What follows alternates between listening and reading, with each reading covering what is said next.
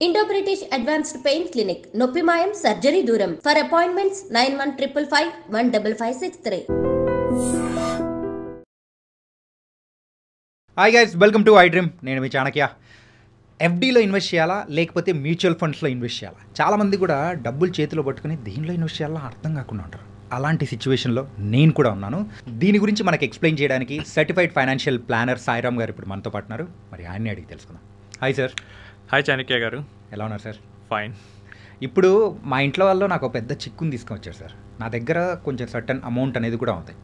So అదేంటంటే నేనైతే mutual funds పెట్టాలి అని నేను అనుకున్నా. కాకపోతే మా పేరెంట్స్ అయితే అరే మ్యూచువల్ ఫండ్స్ ఏంటరా బై, ఎఫ్డీలో పెట్టు అని చెప్పేసి వాళ్ళు అంటున్నారు.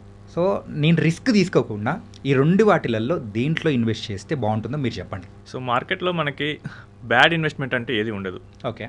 సో బ్యాడ్ ఇన్వెస్ట్మెంట్ అయితే అది ఇన్ని రోజులు సర్వే అవ్వదు. ఎఫ్డీ బెటర్, మ్యూచువల్ ఫండ్స్ కూడా బెటర్. కాకపోతే ఏది ఎవరికి అనేది మనం తెలుసుకోవాలి. సో ఫస్ట్ మనం ఎఫ్డీ గురించి నేను చెప్తాను. సో ఎఫ్డీలో ఉండే క్యారెక్టరిస్టిక్స్ మెయిన్గా చూద్దాం. లిక్విడిటీ. సో మీరు బ్యాంక్లో ఎఫ్డీ చేశారు, ఓకే, మీకు అర్జెంటుగా క్యాష్ అవసరమైంది, ఏం చేస్తారు? ఎఫ్డీ బ్రేక్ చేసేసి ఇంకా మళ్ళీ దాని మా అమౌంట్ని తీసుకోవాలి. ఓకే, లిక్విడిటీ చాలా ఎక్కువ ఉంటుంది. లేదు కావాలంటే మీరు ఆన్లైన్లో ఓవర్ డ్రాఫ్ట్ లోన్ కూడా తీసుకోవచ్చు. సో మనకి లిక్విడిటీ పరంగా ఎఫ్డీ చాలా ఎక్కువ ఉంటుంది. Next safety. సో మనకి జనరల్గా మన ఎఫ్డీలు బ్యాంక్స్లోనే చేస్తాం కాబట్టి generally we feel more safer, but not 100%. ఎందుకంటే కొంతమంది కోఆపరేటివ్ బ్యాంక్స్లో కూడా చేస్తారు. రీసెంట్లీ విజయవాడలో నేను చూశాను న్యూస్, ఆర్బీఐ ఒక కోఆపరేటివ్ బ్యాంక్కి లైసెన్స్ హోల్డ్ చేసింది. సో ఇప్పుడు వాళ్ళు చేసిన ఎఫ్డీలు అన్నీ కూడా వెనక్కి రావు. రియలీ? యా. ఓకే. సో బ్యాంక్స్లో ఎఫ్డీకి కేవలం 5 lakhs వరకు ఇన్సూరెన్స్ ఉంటుంది. సో అండ్ అబోవ్ వాటికి కొంచెం రిస్క్. బట్ మోస్ట్లీ మన బ్యాంక్స్ పెద్ద పెద్ద బ్యాంక్స్లోనే చేస్తాం కాబట్టి లిటరల్గా మనం 99% సేఫ్ అనుకోవచ్చు. సో సేఫ్టీ పరంగా కూడా okay. Okay. Next returns. FD చేసినప్పుడే తెలుస్తుంది నాకు ఎంత వస్తుంది అని. I invested 10 lakhs in an FD. So 7% అనుకుంటే నాకు మెచ్యూరిటీలో 10,70,000 వచ్చేస్తుంది. ఇక నేనేమి క్యాలిక్యులేషన్ చేసుకోవాల్సిన అవసరం లేదు. పెట్టేటప్పుడే ఎంత వస్తుందో తెలుస్తుంది. సో ఒక గ్యారంటీడ్ రిటర్న్స్ ఎఫ్డీ ఇస్తుంది. ఓకే. Next taxation. సో ట్యాక్సేషన్కి వచ్చేసరికి ఎఫ్డీస్ని చాలామంది చేస్తారు కాబట్టి మన గవర్నమెంట్ వాళ్ళందరి దగ్గర నుంచి ట్యాక్స్ తీసుకోవాలనుకుంది. సో దాన్ని మన ఇన్కమ్కి యాడ్ చేసేసిద్ది. ఓకే. సో మీరు 30% స్లాబ్లో ఉంటే ఇంట్రెస్ట్ మీద 30% ట్యాక్స్ కట్టాలి. 20% అయితే 20%. సో ట్యాక్స్ అనేది ఎఫ్డీ మీద ఎక్కువ ఉంటుంది. ఓకే.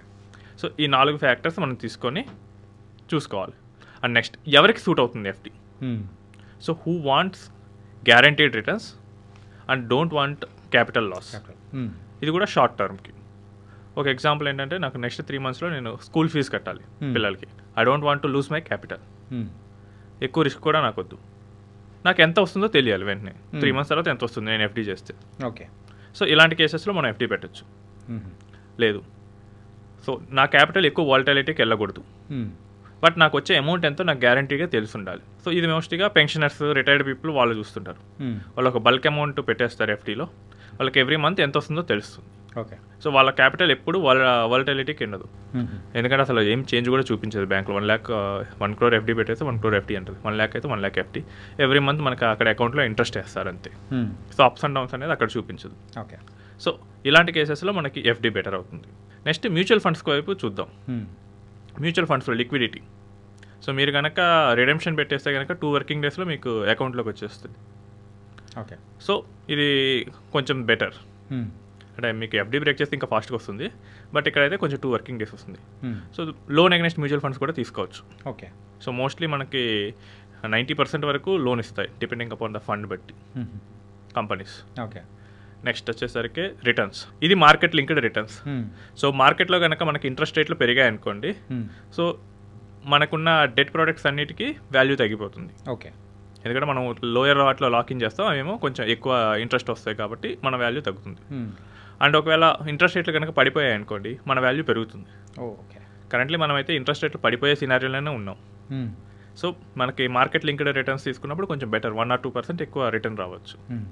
నెక్స్ట్ వచ్చేసరికి సేఫ్టీ.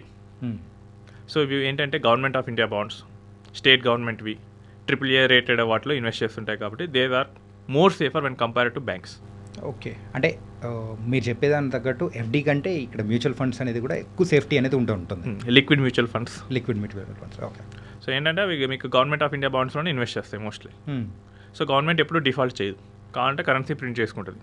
ఓకే. సో అక్కడ డిఫాల్ట్ అనే క్వశ్చన్ ఉండదు. సో అలాంటి వాటిలో మనం ఇన్వెస్ట్ చేసినప్పుడు మన మనీ కూడా ఎంత ఇన్వెస్ట్ చేసినా కానీ సేఫ్. ఓకే. నెక్స్ట్ వచ్చేసరికి ట్యాక్సేషన్. సో ఇది మన ఇన్కమ్కి అయితే యాడ్ అవ్వదు. Long term gains, short term gains కింద విడగొట్టుకుంటాం. సో లాంగ్ టర్మ్ ఉంటే కనుక మనకి 20% ప్రాఫిట్ మీద 20% మీద మనం ట్యాక్స్ కట్టాలి. Okay. Short term depends upon the persons profile. So ఇక్కడ ఏంటంటే మనకి who wants a capital appreciation, who wants more interest, so వాళ్ళు మ్యూచువల్ ఫండ్స్కి రావచ్చు. మీరు ఇప్పుడు రెండు వాటి గురించి డిఫరెన్స్ అయితే చెప్పారు, ఎఫ్డి ఏంటి, మ్యూచువల్ ఫండ్స్ అంటే ఏంటి అని చెప్పారు. కాకపోతే నాకు అమౌంట్ పెరగాలి, దాంతోపాటు కూడా సేఫ్టీ అనేది కూడా ఉండాలి, ఏది బెటర్ అని మీరు అంటారు? సో ఇప్పుడు మనం ఇన్వెస్ట్మెంట్ స్ట్రాటజీస్ని ఇక్కడ ప్రయోగించాలి. సో నేను పెట్టిన నాకు 10 lakhs ఉన్నాయనుకోండి, నేను పెట్టిన 10 lakhs ఎప్పుడు తగ్గకూడదు, బట్ నాకు బెటర్ రిటర్న్స్ రావాలి. సో ఇది ఒక స్ట్రాటజీ నేను చెప్తాను. సో ఎఫ్డి చేసేయండి, మంత్లీ ఇంట్రెస్ట్ పేఅవుట్ పెట్టుకోండి. ఓకే. సో మేబీ 10 lakhs ఎఫ్డీకి 5,000 రావచ్చు. సో 5,000 పర్ మంత్ వస్తుంది. దీన్ని ఎస్ఐపి మోడ్లో మార్కెట్లోకి యాడ్ చేసేయండి. అంటే లైక్ మ్యూచువల్ ఫండ్స్లోకి టర్న్ చేసేయమంటారు. మీద మ్యూచువల్ ఫండ్స్ ఈక్విటీస్ మీద గ్రిప్ ఉంటే కనుక ఈక్విటీస్లో అయినా చేయొచ్చు. ఓకే. సో ఇప్పుడు ఏంటంటే మనకి ఎఫ్డీలో ఉండటం వల్ల 10 lakhs ఎప్పుడు సేఫ్. మనం ఎక్స్ట్రా 5,000 ఎవ్రీ మంత్ చేసే 5,000 మనం మార్కెట్లోకి ఇస్తున్నాం. సో ఇప్పుడు మీరు అడిగింది ఏంటి, క్యాపిటల్ సేఫ్ ఉండాలి. సో తీసుకొచ్చిన 10 lakhs safe. Okay. Next extra amount మనం లాంగ్ టర్మ్ కనుక అట్లీస్ట్ 5 years కనుక ఈక్విటీస్లో ఉంచితే కనుక క్యాపిటల్ అప్రిసియేషన్ అవుతుంది. ఓకే. సో రెండు పాసిబుల్ అయ్యాయి. లేదు డైరెక్ట్గా మ్యూచువల్ ఫండ్లోనే ఇచ్చేయచ్చు. ఒక లిక్విడ్ మ్యూచువల్ ఫండ్లో కానీ అల్ట్రా షార్ట్ ఫండ్లో కానీ మనం 10 lakhs పార్క్ చేసేసి సో ఎవ్రీ మంత్ ఒక 5,000 రూపీస్ని ఈక్విటీస్ ఫండ్లోకి ట్రాన్స్ఫర్ చేసుకోవచ్చు. ఓకే. దీన్ని సిస్టమాటిక్ ట్రాన్స్ఫర్ ప్లాన్ అంటారు. ఓకే. మీరే మొత్తం మ్యూచువల్ ఫండ్కి డబ్బులు ఇస్తారు, 10 lakhs. అంటే ఎస్టీపీ మోడ్.